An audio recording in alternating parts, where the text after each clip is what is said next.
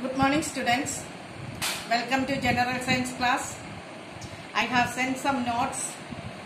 Did everyone copy it? So by that, we have completed the 6th lesson, isn't it? 6th lesson we have completed.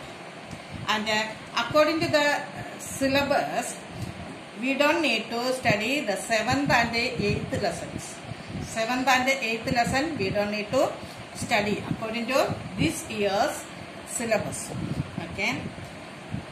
And today we can look into lesson 9. Lesson 9, interdependence in nature. Interdependence in nature. Lesson 9, interdependence in nature. Let's study what is this interdependence. Okay. And see, the surroundings in which an organisms live is called the environment. What it is? Environment. The surroundings in which an organism live is called its environment. Okay. Please children underline this sentence. Okay.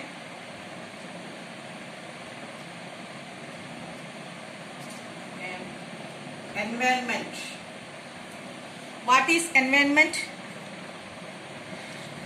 The surroundings in which an organism lives is called its environment. Okay. So underline that sentence.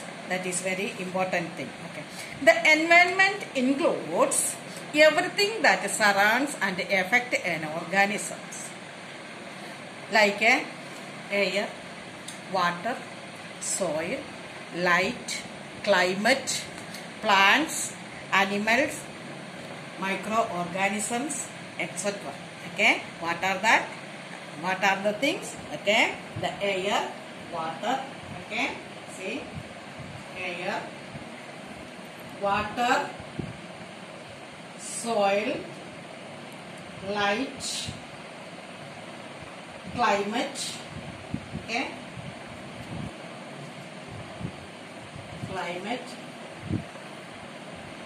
plants, animals, all these things. Okay, all these things includes in the environment.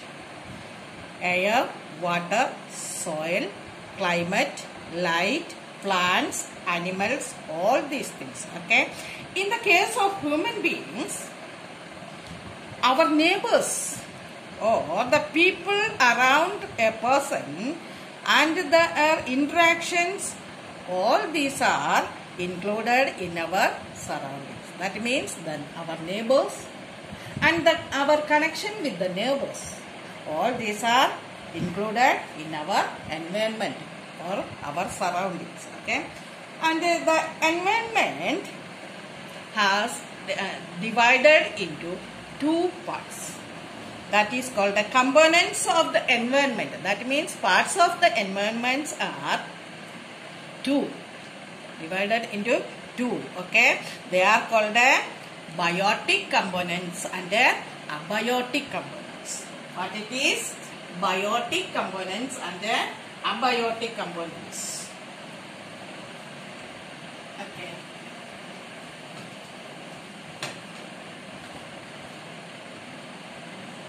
Biotic and then abiotic. Biotic components and the abiotic components. So bios means what? Bios means life. Bios means life. Okay. Bios. Life. Okay. Bios means life. And the components of the environment we said that like air, water, climate. Do you think all these are biotic? No, isn't it? They are not biotic. Means they have no life. So they are included in abiotic components. But which are the biotic components? Plants, animals, and microorganisms also, isn't it? Biotic components. Life, the things that has life, they are biotic components. Okay, and the plants and the animals are biotic components. Okay, bios means life. So, and plants, animals and microorganisms make up the biotic components. So, what make up the biotic components? Plants, animals and microorganisms make up the biotic components. And in that, plants can make their own food. You have learned, isn't it? Plants can make their own food. So they are called producers. Plants can produce their own food.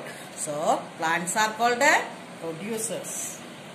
And animals, including humans. Okay. We depend on plants for food, or we consume plants. We consume plants, or we eat what plants make. So we are called consumers. Did you understand? We are called consumers. Plants are producers, animals are consumers. And microorganisms like bacteria, fungi and all, see, they digest the waste or decompose the waste or digest the waste, and they are called decomposers. They are called decomposers. Okay, and we have to learn more about these decomposers and all. Okay, and what is then abiotic components? Abiotic components of the environment is made up of living things such as air, water, soil, light, etc. Did you understand now? Abiotic components are non-living things such as air, water, soil, climate, light, etc. Okay.